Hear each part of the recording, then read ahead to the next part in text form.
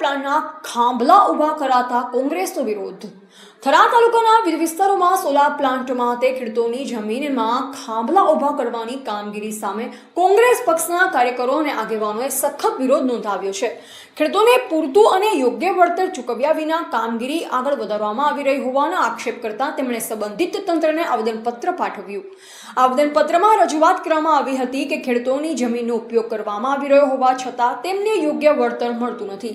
ખેડૂતોના હકોનું રક્ષણ કરવામાં આવે, વળતરની પ્રક્રિયામાં પારદર્શિતા રાખવામાં આવે અને યોગ્ય વળતર ચૂકવ્યા બાદ જ આગળની કામગીરી હાથ ધરવામાં આવે તેવી માંગ પણ કરવામાં આવી।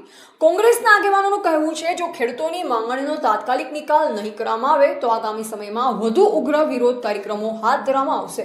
હાલમાં સંબંધિત તંત્ર તરફથી આ રજૂઆત અંગે કોઈ સત્તાવાર પ્રતિસાદ જાહેર કરવામાં આવ્યો નથી।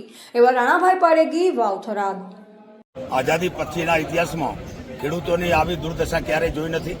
એક બાજુ કુદરત રૂઠે, માવઠાઓ આવે, વાવાઝોડા આવે અને એક બાજુ સમા પક્ષે ભાજપની સરકાર રૂઠે।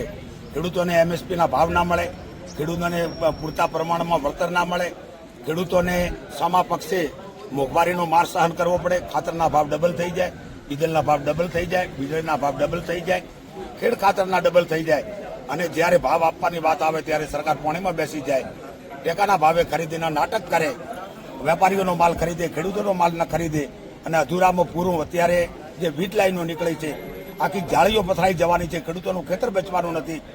એક લાઈન પડે એટલે ખેડૂતના ખેતરની વેલ્યુ એકરના 2 કરોડ હોય સીધા 25 લાખ થઈ જાય છે। એની સામે સરકાર અત્યારે 3 લાખ ને 4 લાખ રૂપિયાનું વળતર આપે છે।